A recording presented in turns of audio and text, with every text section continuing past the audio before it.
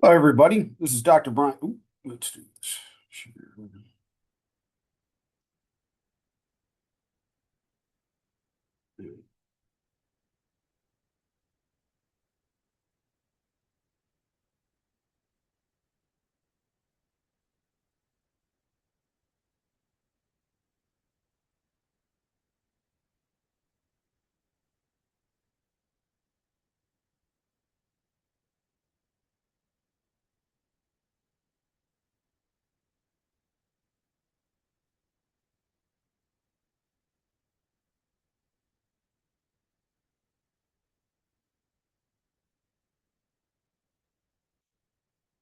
Hey, everybody. We're going to be doing Muscle Monday. Today, we're going to be looking at the ankle joint. So, muscle, whatever. Let's get to it. So, what is the ankle joint and its functions and its facts? So, the ankle joint, also called the talocrural joint, is all it does is allows for dorsiflexion and plantar flexion of the foot. Now, the ankle joint is a lot more complex than we think of because the only action that actually occurs at the true ankle joint, the talocrural joint, is dorsiflexion and plantar flexion. We get our inversion and eversion from the subtalar joint, and then the pronation and supination are made up of the subtalar and mid-tarsal joints. So we have got a ton of bones in the foot, as you'll really get to see on the next slide. And it is an immensely complex system of joints. I don't know a better way to say it. Whenever our foot falls into pronation, we are going into the shock absorption phase of the gait cycle to where our foot becomes a soft and a force absorbing thing, as opposed to whenever we go into push off of gait and we go into supination, where the lever then becomes rigid as what it needs to do. So we've got a very complex hinge joint composed of two articulations and two hinges that go in different directions. It's kind of cool, but that's also how you can make the circles and do some circumduction with the ankle. So we've got two uniaxial joints combining to allow for those multitude of motions. So the bones of it. Well, in the tibia, we got the distal end making up the medial malleolus and the fibula making up the lateral malleolus that we can see right here.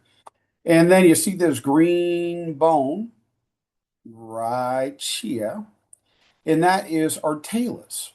So the crux or crural part is made up of the distal tibia, both the medial malleolus, and then the fibula with the lateral malleolus. Okay, that's the crural part. And then the talo is, of course, the talus. Now, let's look at some muscles for the different actions that we do. For plantar flexion, we have the gastrocnemius, the soleus, the plantaris, even though it's not listed here. Flexor digitorum longus, flexor hallucis longus, fibularis longus, and tibialis posterior. To do our dorsiflexion, we obviously have got the opposite. We've got the extensors, extensor digitorum longus, extensor hallucis longus, and the tibialis anterior, as well as the fibularis tertius and how it has the more anterior positioning. For inversion, the tibialis anterior and posterior work together to allow for inversion to occur. And for eversion, it is the three fibularis muscles. Now, if you're like me and you're a little old and you're like, fibularis, what's that? Well, I think what it's saying. It's the muscles that go along the fibula. I learned them as peroneals. And of course, we have ligaments in our ankle. We know because we sprain them all the time. So there's the lateral collateral ligament, and then we have the anterior and posterior collateral ligaments as well, but they are fairly minor. And these are comprised of the anterior talofibular ligament, the posterior talofibular ligament, and the calcaneofibular ligament. These work to reinforce that lateral aspect, and each one of these can tear. And then we have the deltoid ligament, which is on our medial side, often called the medial collateral ligament, that has a tibionavicular, tibiocalcaneal, and tibio talar portions. Now, this works to reinforce the medial aspect and stabilize the joint during eversion. Now, due to the way that gravity pulls on the foot, that deltoid ligament is way, way thicker and harder. You're more likely to break your leg than you are to sprain the deltoid ligament. But I did one time sprain my lateral ligament and medial ligament at the same time. It took a lot of talent. Our joint capsule. Well, just as with anything, there is any joint with movement, it's of course a synovial joint. So it's lined with the synovial membrane. What are the common injuries? Well, of course, the ankle sprain. I don't know if I've ever came across somebody who's never sprained an ankle. The high ankle sprain is, of course, up higher. It's not occurring in the lateral collateral ligaments, but in the interosseous membrane between the fibula and tibia. The ankle fracture. Well, that's whenever one of the bones decides to give instead of one of the ligaments. The Achilles tendon injuries. Well, this is occurring on the backside of this joint, and it's not directly in the ankle, but it of course moves the ankle. Now, that Achilles tendon inserts into the calcaneal tuberosity at the back of the heel, and if we have an injury to that, we have an injury in that will inhibit our ability to plantar flex. If the joint moves, it can become impinged. So we want to make sure that we are having appropriate movement. We're not getting bone spurs or having any muscles, ligaments, etc., getting pinched in there.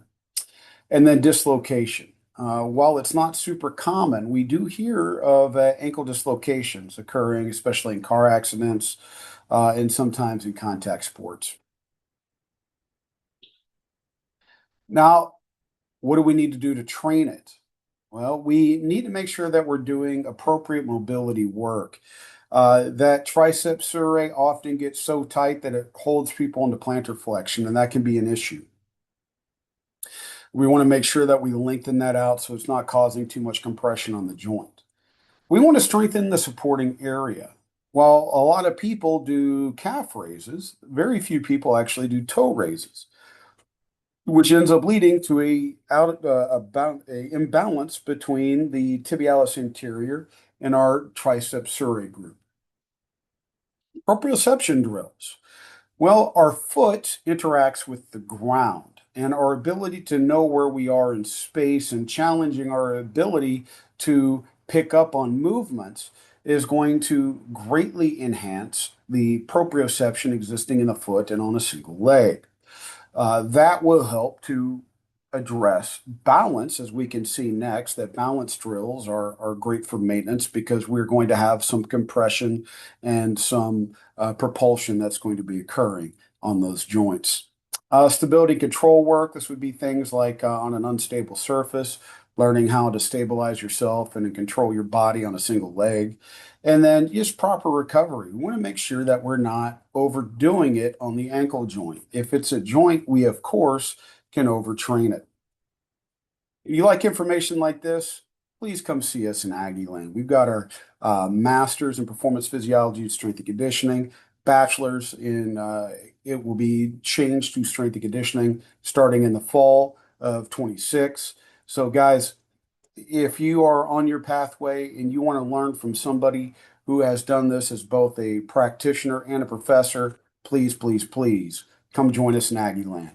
QR code is right there. And actually, right now until January 15th, our applications are open.